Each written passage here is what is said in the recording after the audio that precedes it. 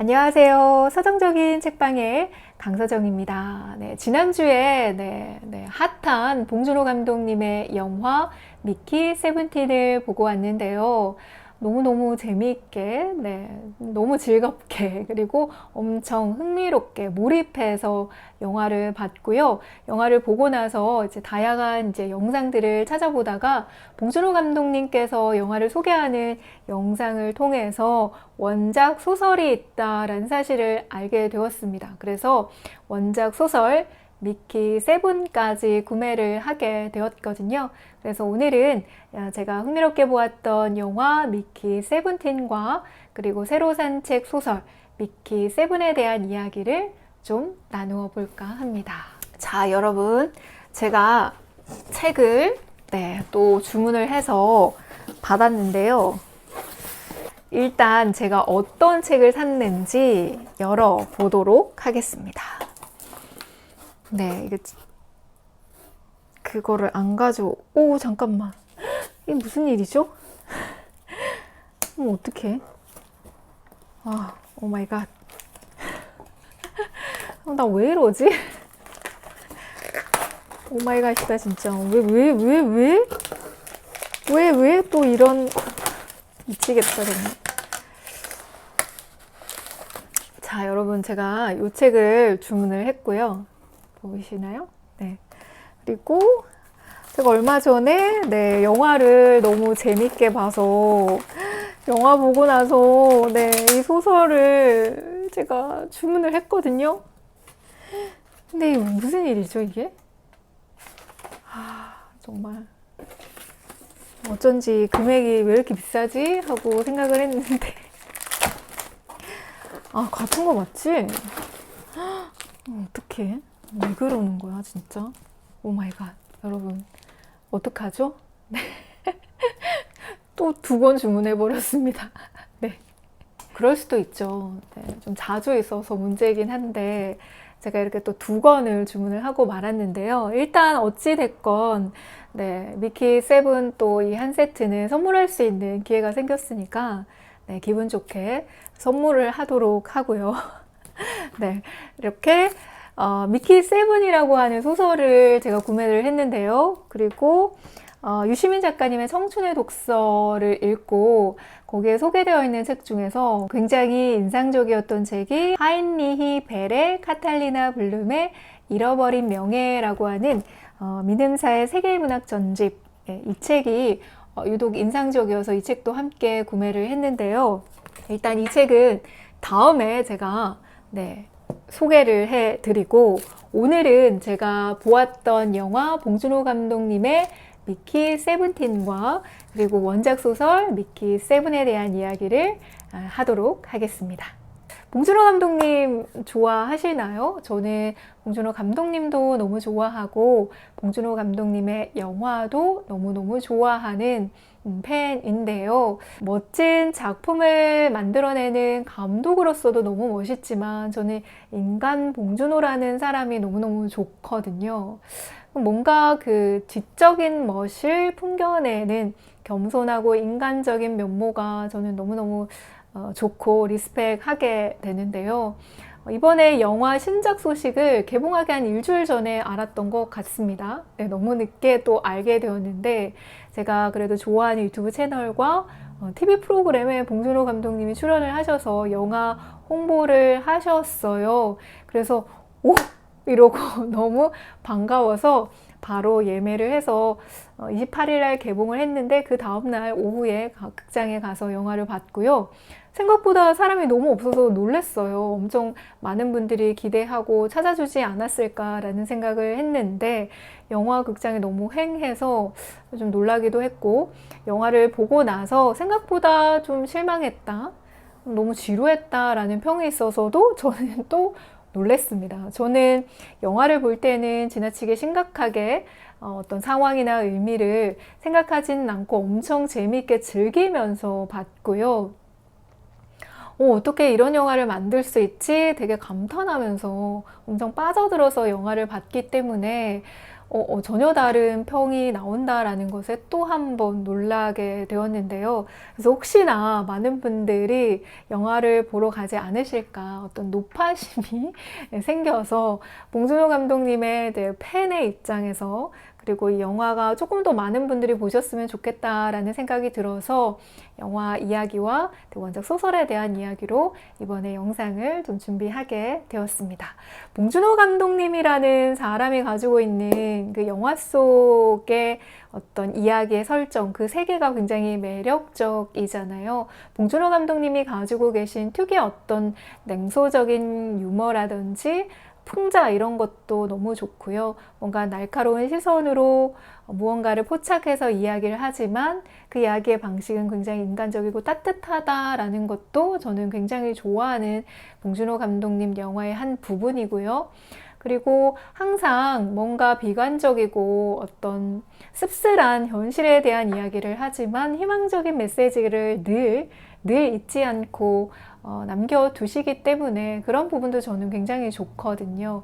특히 이번 영화에서는 굉장히 그런 부분에 있어서는 굉장히 노골적으로 희망적인 메시지를 듬뿍듬뿍 담았다라고 생각을 하는데요. 이런 부분이 봉준호 감독의 그동안의 영화는 좀 달라서 좀 낯설게 느껴지시기도 하고 오히려 그 부분들이 아쉽다라고 생각할 수도 있지만, 봉준호 감독님의 어떤 인간적인 면모가 이번 영화에 좀 더 잘 드러나지 않았나라는 생각을 저는 합니다. 왜냐하면 우리나라가 겪고 있는 지금 상황에서의 어떤 슬픈 현실이라든지 세계 혹은 인류가 겪게 되는 어떤 절망적인 미래에 대한 모습들을 우리는 어느 정도 예상을 하고 있고 그러한 시대를 지금 힘들게 살아가고 있잖아요. 그런 상황 속에서 비관적이고 절망적인 이야기로 이야기를 맺기에는 좀 힘드셨던 것 같아요. 그래서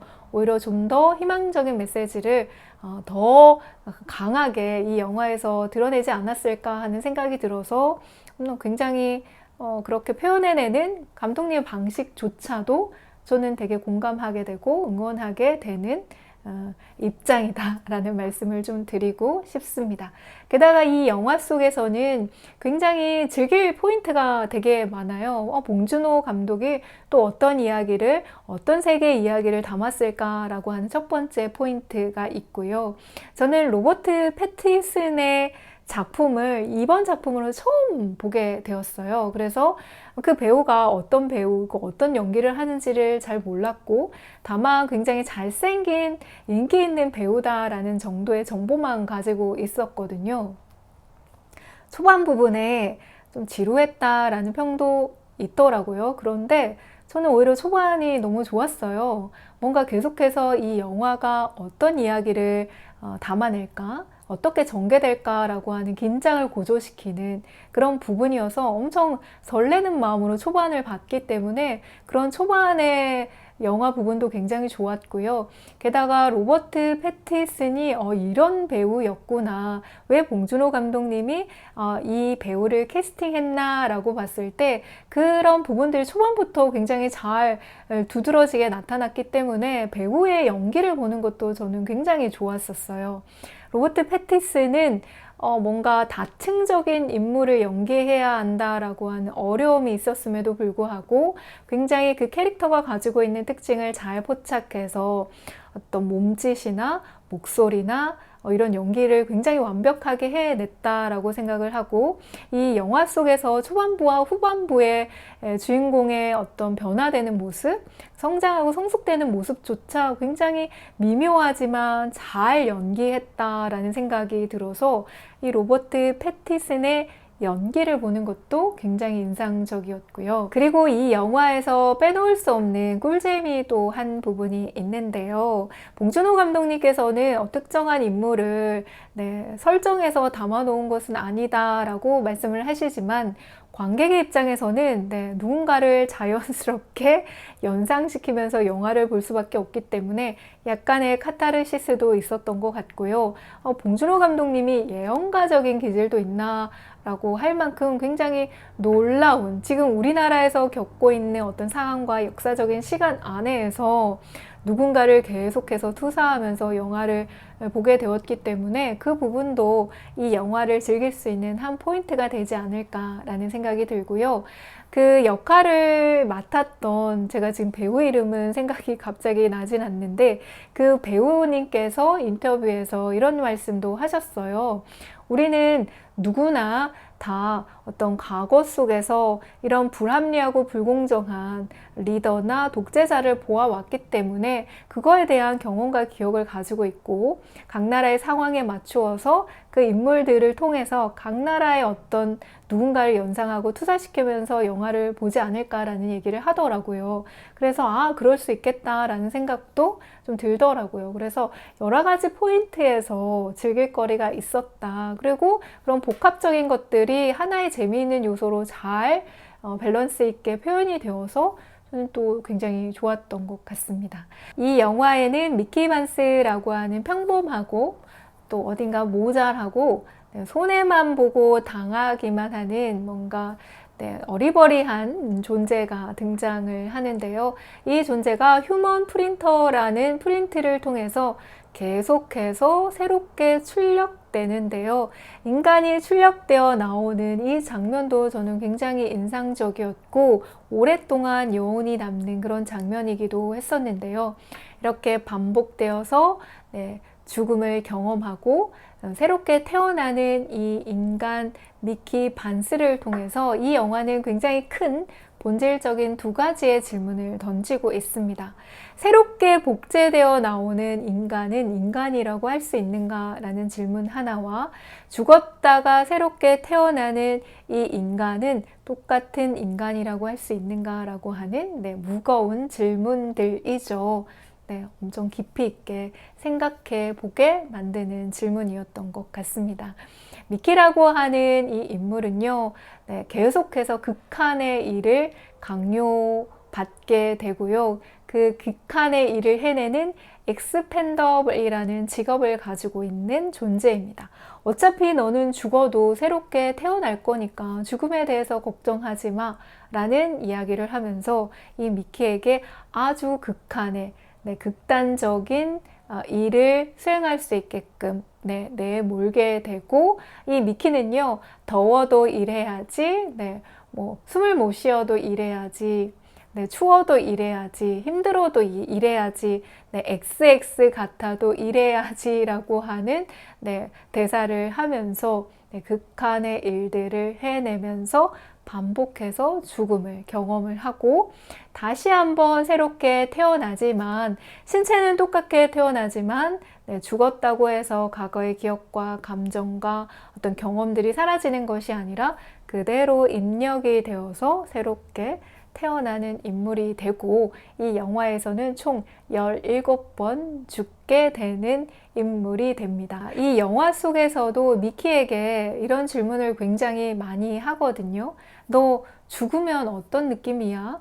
죽었다가 다시 태어나는 건 도대체 어떤 느낌이야? 라고 많은 주변 인물들이 미키에게 질문을 하는 장면이 있는데요. 그 장면도 저는 굉장히 많은 것을 담고 있다라는 생각이 들어서 인상적이게 기억이 남는 대목인 것 같습니다. 인간의 노동력을 철저히 어떤 자본과 시스템 안에서 착취하고 구조화한다라는 측면에서 이 이야기는 굉장히 잘 담아내고 있는데요. 지금 우리가 살고 있는 현실 속에서도 인간의 노동력이 데이터화되고 자동화되면서 효율성과 교체 가능성이라는 측면에서만 평가되어지고 있고, 이 영화에서는 그러한 부분을 굉장히 극단적으로 표현을 하면서 단순한 소모품으로 인간을 취급하는 면모를 보여주는 그런 영화이죠. 그럼에도 불구하고 이 미키라는 존재는 기계가 아닌 사람이고요.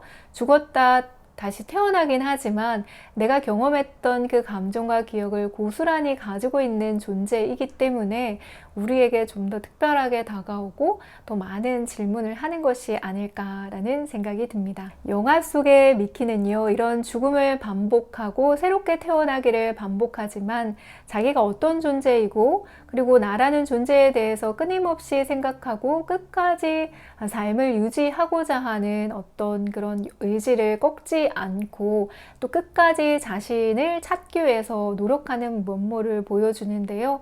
또한 그 부분에 있어서 또 인간이 가지고 있는 본질적인 고유성이라는 것이 무엇인가에 대해서 다시 한번 생각하게 만들어주는 것 같습니다. 네, 실제로 우리 인간은 한 달에 한 번이라고 하는 주기로 죽은 세포는 사라지고 새로운 세포가 새롭게 생성이 되기 때문에 생물학적으로, 신체적으로 계속해서 새로운 모습으로 변화한다라고 볼 수가 있잖아요. 그럼에도 우리의 기억과 감정과 생각들은 그대로 유지하고 있기 때문에 어떻게 보면 매번 죽었다가 새롭게 태어나는 미키와 지금 우리 인간이 다를 게 없다라는 생각이 들거든요. 그렇다면 미키라는 인물을 또 굉장히 다른 측면에서도 바라볼 수 있지 않을까라는 생각이 들었습니다. 이 영화의 가장 하이라이트라고 할 수 있는 미키 세븐틴과 미키 에이틴이 같은 상황에서 존재하게 되는 것인데요.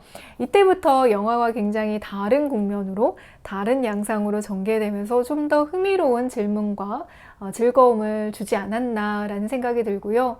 이 미키라고 하는 인물이 계속해서 반복된 죽음과 새로 태어남을 통해서 스스로도 자신의 정체성을, 그리고 진짜 내가 누군가인가를 찾아 나가기 위해서 노력하고, 그리고 그 삶을 유지해 나가기 위해서 노력하는 과정에서 스스로 자신을 들여다보고 성장하고 성숙하는 미키의 인물도 굉장히 인상적이었지만, 그 인물이 그렇게 자신을 돌볼 수 있는 존재로 성숙해 나가는 데 있어서 굉장히 중요한 역할을 했던 가장 사랑하는 존재의 역할, 그 존재 자체도 이 영화에서는 굉장히 중요한 의미를 가진다라는 생각이 들었습니다.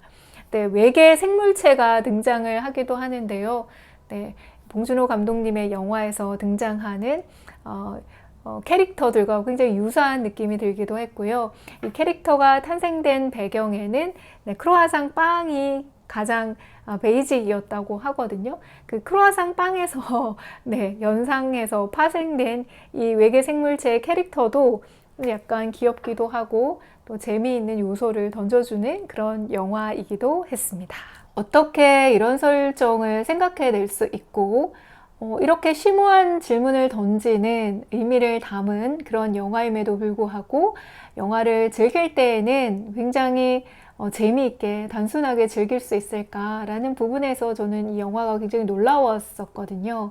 그래서 원작 소설이 있다라고 해서 그냥 지나칠 수가 없었습니다. 그래서 처음에는 이 원작 소설을 봉준호 감독님께서 읽고 영화를 만들었나 라고 생각을 했는데, 실제로 이제 그 영화 탄생의 히스토리를 보니까 워너브라더스라고 하는 영화 제작사에서 이 원작 소설을 기반으로 한 영화를 제작을 하고 싶은데 그 영화 제작을 봉준호 감독님께 의뢰를 했다라고 합니다. 그래서 그 의뢰를 받고 봉준호 감독님이 이 책을 읽고 오케이를 해서 이 영화가 탄생이 됐다라고 하거든요. 그래서 이 미키 세븐이라고 하는 소설이 어떤 이야기를 담고 있고 미키 세븐의 이야기 중에서 어떤 부분만 영화 속에 가져와서 또 봉준호스러운 영화로 탄생되었는지 되게 궁금하기도 하고, 소설 속에서는 미키라고 하는 인물이 어떻게 그려지고 또 그 어떤 상황이나 환경을 어떻게 설정되어 있는지 엄청 궁금하기도 해서 제가 이 책도 함께 구매를 했습니다. 이렇게 2권인지는 몰랐는데요. 이렇게 2권으로 출간이 됐다라고 하고요. 이 책은 아마도 봉준호 감독님 영향으로 역주행하지 않았을까라는 생각이 드는데요. 첫 번째 이제 미키 세븐이라고 하는 이 소설이 출간이 되고 이 소설을 기반으로 좀 더 확장된 이야기, 또 연결되는 이야기로 이 두 번째 책이 출간이 되었다라고 하거든요. 책에서는 미키라는 존재가 이제 총 7번 죽었다가 태어나는 거겠죠. 영화에서는 17번을 죽게 되는데요. 봉준호 감독님은 더 많이 죽게, 캐릭터를 죽게 만드신 것 같거든요. 에드워드 애슈턴이라고 하는 작가의 SF 장편 소설입니다. 꽤 두껍네요. 거의 400페이지에 달하는 꽤 두꺼운 SF 소설이고요.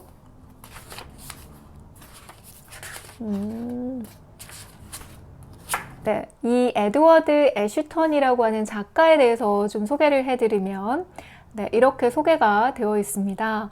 어느 이탈리아 소시지 회사의 뉴스레터에서부터 이스케이프 팟, 아날로그, 파이어사이드 픽션 매거진에 이르기까지 다양한 매체를 통해 여러 단편을 선보였으며 장편소설 4월의 사흘과 평범의 종말의 작가이기도 하다. 장편소설 미키 세븐이 봉준호 감독에 의해 영화화되며 주목받았다. 그는 아내, 딸들, 시무룩한 모습이 사랑스러운 개 맥스와 함께 뉴욕 북부 숲속 오두막에서 살고 있다라고 되어 있고, 여가 시간에는 암 연구를 하고 침울한 대학원생들에게 양자물리학을 가르치거나 목공예를 즐긴다라고 되어 있는데요.